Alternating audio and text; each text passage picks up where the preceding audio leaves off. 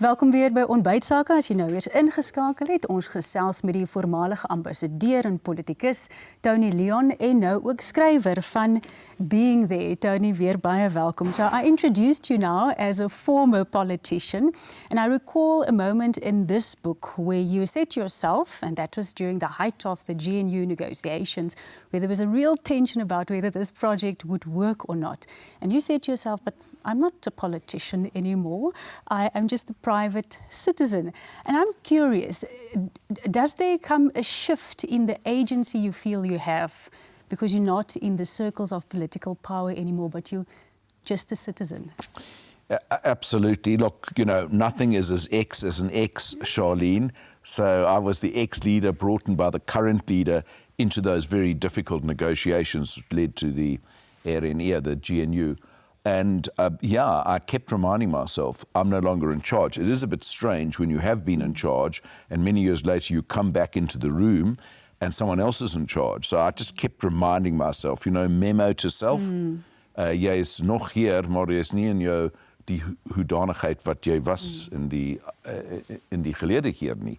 So that was a bit of a mental shift, but I tried to check myself, yes. Yeah, but one does get the impression that there's a real sense of relief to not be so part of it anymore. You know, you don't have to say yes to media interviews and you can sort of step away from the absurdity that social media sometimes makes of political interactions. Are you relieved? Absolutely. Charlene, listen, it's great to be here this morning, but in the algemeen, as they say, I remember when I stood down as leader of the party and from Parliament in 2009, iemand het vir my gesê, dis soos 'n klip deur jou maag. You're now going to feel this immense relief. And in a way I do. Look, I keep a hand in, not by interfering, but, you know, I write weekly for News 24. I do meet interesting folk like you on interviews. And but as a citizen, not just because I was once a political, you know, MP and so on, as a citizen, I do care about the country. And so I'm engaged with it because, you know, I'm now looking at, well, what's it going to be? And all that work that I and others did, and I described some of it for all those years, to bring the opposition from where it was right into government. As they also say, het ek my tyd gemors of nie? And so you hope that, you know, you did something or you helped do something that will help bring the country to a better direction and destination. And as they say in America, the jury's still out. Yeah. What surprised me about the structure of the book, though, was that you waited until almost the very end, the last quarter, before you dropped a true gem about where this fire for political ambition originated. Tell us about your childhood and specifically the influence of your mother. Yeah, my mother had a huge impact on me and my brother, I must say, because, well, all mothers do, of course. But in terms of politics, so we were very little in Durban, and my ma said to us, and you know, Durban was a very prejudiced place. I mentioned the book, not just against blacks, but not so loving the Afrikaans, so the Engelsers that I grew up with. I'm English, as you know. And it was, my ma, you know, took us in her car, and she took us into the townships, I suppose about 7 or 8, and she said, boys, this is how most South Africans live. Not like you living this nice middle-class life in a nice house and with servants running around. And so we were exposed at an early age to what you might call the old system and what it consisted of. On the other hand, and I also make that point because you've got to be honest, I enjoyed the unearned, unasked privileges of apartheid, to quote someone. So if you were white, middle class, growing up in Durban as I did in the 1970s, life was fantastic. Except for those, the majority for whom it wasn't fantastic. So at least I was aware of that, but I still had the benefits of being a white boy in Durban then. Yeah. I'll continue talking to you just now, Tony.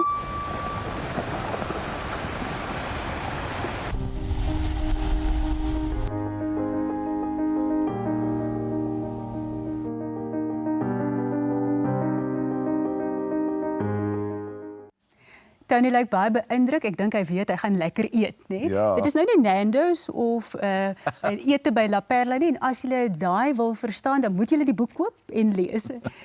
Tony, we ended the previous interview talking about your childhood a bit and the influence of your mother. And at times this book gets really personal. I mean, you talk about the passing of your dad, a judge, and how that was handled by the media. Ja. Being misquoted or quoted out of context about party, racial, political decisions.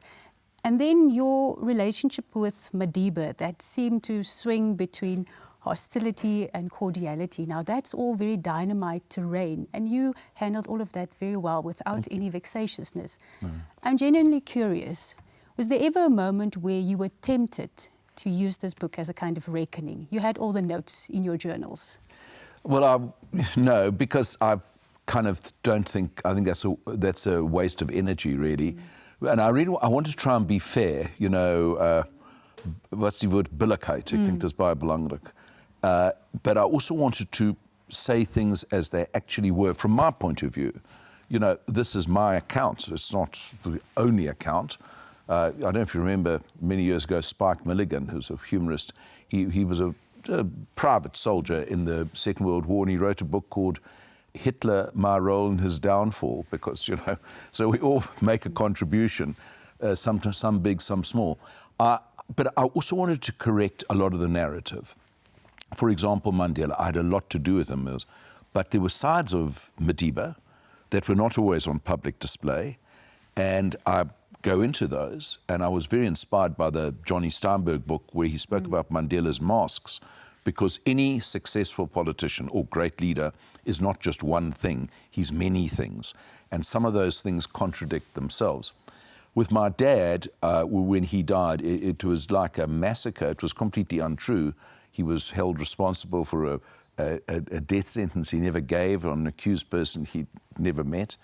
But that was really to have a go at me, you know, the son of the apartheid hanging judge. Was a complete mad description of my very liberal and decent dad. So I just thought, I'm going to just put the record straight as it is and explain actually what's behind so much of what we would call today fake news. And I then, as you know, Charlene, I then widen that out, because actually fake news has powered movements that now govern countries. Presidencies have been created out of it. And so it's not confined just to what someone said about my late dad. And it gives us sometimes the leaders that we have now, which are not always the most efficient leaders for the time, a very complex time. What do you think about leadership in South Africa today? Well, I think there's a problem, and the problem is, and we go right to the end of my book, I use Dean Smuts, who was a very distinguished colleague of mine who died relatively young, 8 years ago, as an example of how an effective parliamentary or political life can be lived. And it's one that, as we say in Afrikaans, jy moet by jou beginsels staan. Dis nommer 1. Nommer 2, moed, courage, is the indispensable requirement if you're going to really make a worthwhile contribution in politics. And number 3, most important in a way and most missing in South Africa, is a hinterland. In other words, you have some other background, you did other things with your life, you're not just a politician. And politics isn't just a career where you say, ek soek werk.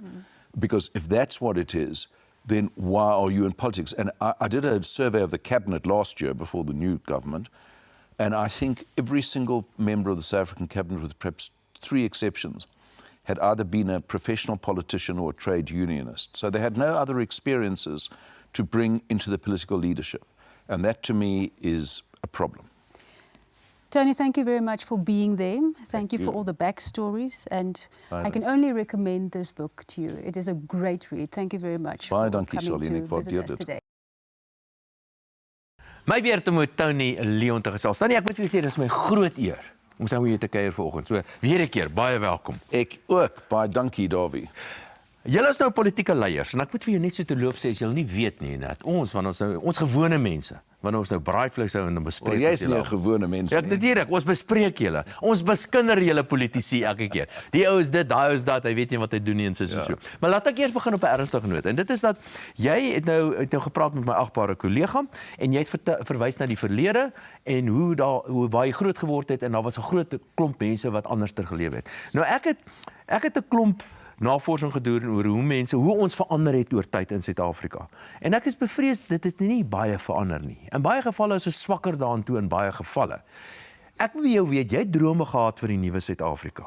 Hoe jy die eerste dag toe in die parlement gesit het, F.W. de Klerk 'n groot toespraak vir hom gehou.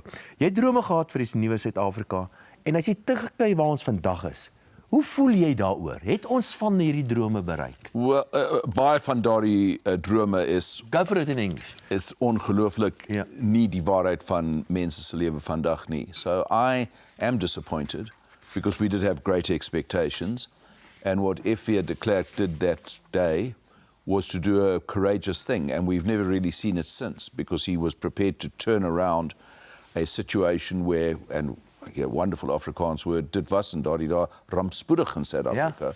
Daar's 'n burgerlike oorlog ensovoorts. Jy ken die geskiedenis. So he set on another path, and Mandela, to an extent, followed on that path and made us the international heroes of the day. And since then, perhaps since about the early 2000s, we've been going in the other direction.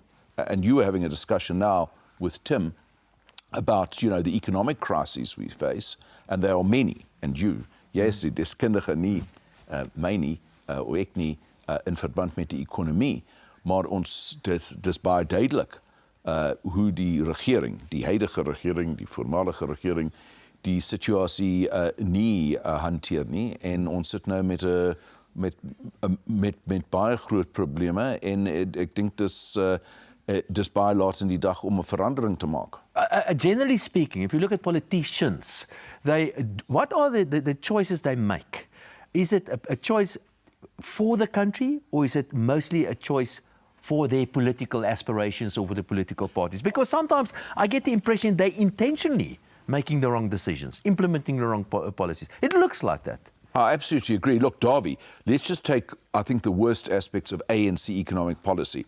There's employment equity, BEE, which has done huge economic damage, never mind who it discriminates against and who it favours. I was looking at a poll just the other day from the Institute for Race Relations. The majority of ANC supporters don't support those policies. Yeah. So why does the ANC government proceed with them? And you've got to ask yourself a question. But, there are other examples, and I don't want to say this, I'm not, here as the DA spokesman. The DA accepted a fairly mediocre deal, I think, and I write it up in the book, the detail, my dagboek van die onderhandelingsproces, to go into this government, because they actually need to do something for the country, and the country duty was to keep the EFF and MK out of government. So not always do politicians just do the wrong thing to enrich themselves. Sometimes I think they do the right things at their cost. And to go back to one of the subjects of my book, F.W. de Klerk, he brought those changes, and he was out of power in 4 years. So his presidency was one of the shortest, but one of the most consequential. Ek gesels verder met Tony Leon. You referred to masks when you spoke to Charlene. So which one are you wearing at the moment? No, I'm the charming one. I'm Donald Trump. I'm just exactly the same, whether I'm at home or anything. No, look, all politicians do wear masks. So I'm not sure Trump does it all. I think he's got one mask. He's got one mask, and it's not always so pleasant, as we saw the other day. But I think political leaders who are effective can't always be the same thing, and they've got to sometimes change their attitude. And I examined that with Nelson Mandela, because he was, in many ways, the greatest and the biggest leader we had. But he wasn't always the same thing to every audience and every person and every personal. So I think you see that. But, they said of the politician, he's very two-faced, and I don't like either of his faces. So some of them get it wrong. And I think Cyril Ramaphosa is an interesting example, Davy, because when those words came slipping out met die vlugtelings, die Afrikaan, die eerste groep wat daar die feesake kom, hy het hulle lafaards genoem. Nou, hoekom is hulle lafaards en al die ander mense wat in die buiteland as Suid-Afrikaners is nie lafaards? It's the despicable. Hillary Clinton despicables. I mean, that was a serious slip of her side. The other one, if I can just talk about his slips, and I don't know whether dis die ware Jacob, that's really him, or just being, indelicate. He called all whites colonialists. That's and he said that not in South Africa, but in West Africa. And I thought, ja, dis interessant. Wat beteken dit en wie is jou by die einde van die dag, meneer Ramaphosa? He's supposed to be the president for everybody. Can I just ask you something about the GNU? We don't have much time, and I need to get into that. So you were called by John Steenhuisen. He called you one evening and said, listen, come and help us here because I want to talk about the quality of the leadership in a DA, because I got the impression after the formation of the so-called government of national unity, which it isn't, it's a coalition. I got the impression that the ANC het die DA op sleeptou geneem.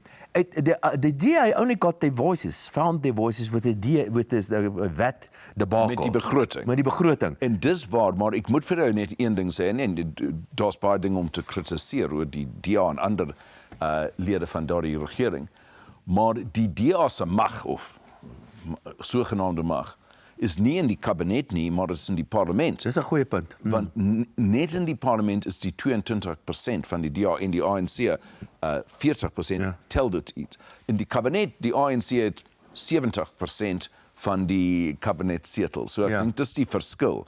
En jy kan sê, jy behoort om 'n beter ooreenkoms te kry. Ja, maar dis die geskiedenis. Maar die waarheid of die werklikheid is, wanneer die ANC afhanklik is vir 'n stem in die parlement, kry jy 'n ander uitslag, soos ons in die begroting gesien het. Maar moes die DA hierdie swak posisie eintlik in die kabinet aanvaar het? I mean, shouldn't they have been a little bit more you know, we tried. Demanded more? Should you not have demanded? Well, I think we did. But we had very limited time. There was 2 weeks. But, you know, one of the people I mentioned in my book, and I was name dropping, was President Clinton. Yeah. And when President Clinton came to South Africa in 1997, he had a tea party with all the opposition leaders, and he said to General Viljoen, who then was the leader of the Freedom Front, and Viljoen was saying something about the situation in South Africa, he said, you know what, General, I'm not saying it's perfect, but it's fantastic compared to what it could have been. So to answer your question using Bill Clinton's language, it's a mediocre deal. I describe it as a mediocre deal. But keeping out the others, I see in the White House. That's the excuse. It's the excuse and the reality. And you know, if we go and poll your viewers here op gesels, and you said, well, should the DA pull out or shouldn't have gone in, and you get the EFF in, you'll probably get the majority saying. I want to talk about that. Staan vas. I exactly want to talk about that. But just after this, ons gesels net hierna verder met Tony.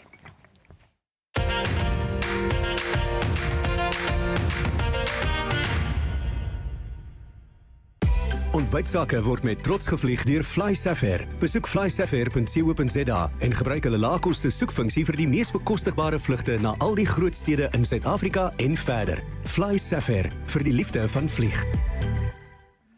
Ek en Tony gesels verder. So you just mentioned, and I agree with you, that if you poll the ontbytsake kykers and ask them, and they would probably say the DA should stay in. But my question, and Frans Cronje, he did some excellent research about that. And people, most South Africans actually, they either like the ANC or don't like, or the DA or don't like whatever, but the majority of South Africans like the idea of this coalition. So in my mind, and I would like to get your views, in my mind, the average South African likes something between the DA and between the ANC. That is where the political fulcrum is, if you like. Do you agree with that? I completely agree with it. In fact, one of the conversations I had with John Steenhuisen during this process, I said to him, you know, maybe by going into government, with all the disadvantages and the way they've been rolled over on Bella and eiendomsake, go through a whole lot of issues they've lost out on, I said it will actually create an idea that the DA is no longer this, you know, white supremacy, all this rubbish they talk about it. Yeah. Because why are you now running home affairs, or why are you running basic education? You're the same DA. But more particularly, I think, because the ANC is actually disintegrating, I mean, still the biggest party, it's on a downward path, as we discussed off camera. And I think what you're going to see now is a rearrangement. I don't know exactly how it will work out, Davy. I'm not a voorspeller. But I can predict that in 5 years' time, there'll be a different political order, maybe even a differently shaped government. And if the DA can just hold what it's got, add to it a bit, I think they might be in an important position going forward. Well, you mentioned the DA and people saying it's a white party and all that, which it isn't. Of course, but that's what they say. Yes, but there's still this kind of image. Isn't there space for another political party. Shouldn't we get some of the good guys in the DA and some of the good guys in the ANC, they're not that many, and form a new kind of political... Well, that could very well happen. That could very well happen. And maybe the experience of working together, rather than being big enemies as we were in Parliament, will create that cohesion. Look, a lot of it depends on how the ANC plays out. If a Mashatile comes in, and he will definitely scope out the DA, I think, and bring in the EFF. Yeah. If that happens, I'm sure there will be a stampede out of the ANC, not just among their voters, but among some of their key members. And if the DA, could do business with that faction of the ANC, I think that's quite possible. Well, what we're seeing at the moment, you have this huge support for, let's call it the left, and also for the ANC. In fact, that is more than about 2/3 of the population support if you that. add Which together is all those bits and pieces, Yeah. the EFF and the ANC. It doesn't look too good. I'm a little bit concerned about that. And given the fact of what's been happening to the economy recently, give us some hope. What's it going to look like? Will we be able, we the people of South Africa, we fixed it 30 years ago, will we be able to do it again? Darby, and I don't want to quote from our book, but you know this, you study economies. I came back from one of the worst run economic disaster areas when came back from Argentina in 2012. And as I describe in my book, the dead hand of the Peronists made that economic disaster worse than South Africa's, actually, at even its worst point. And yet, 2 years ago, because they were so, forgive the language, gatvol, Ja. die kieserkorps, hulle het hulle uitgeskop en beleid ingebring. Ja. Of inbring, en hy het 'n groot verandering gemaak. And if you were to go to a bond buy even today, there's probably more appetite for buying Argentine bonds, despite its history, That's true. than buying our bonds in South Africa. As they say, cometh the moment, cometh the man. Ek wil net vir jou vinnig sê, want ons is nou klaar. Kyk, ek het as reël hou ek nie van politici nie, want hulle lieg, hulle is 'n klomp maskers, hulle bedra nie die belange van die land op die hart ten spyte van wat hulle sê nie. So ek het nie vreeslik baie respek van politici as reël nie. Daar's 'n paar van hulle wat vir my werklik waar uitstaan, en jy's een van hulle. En ek wil vir jou sê baie dankie daarvoor. Nie net vir jou integriteit nie, maar vir jou intellek ook, wat ook 'n skaars ding is onder politici. Baie dankie daarvoor, en baie dankie dat jy vanoggend by ons kom kuier by ontbyt. Baie dankie vir die geleentheid en die gasvryheid.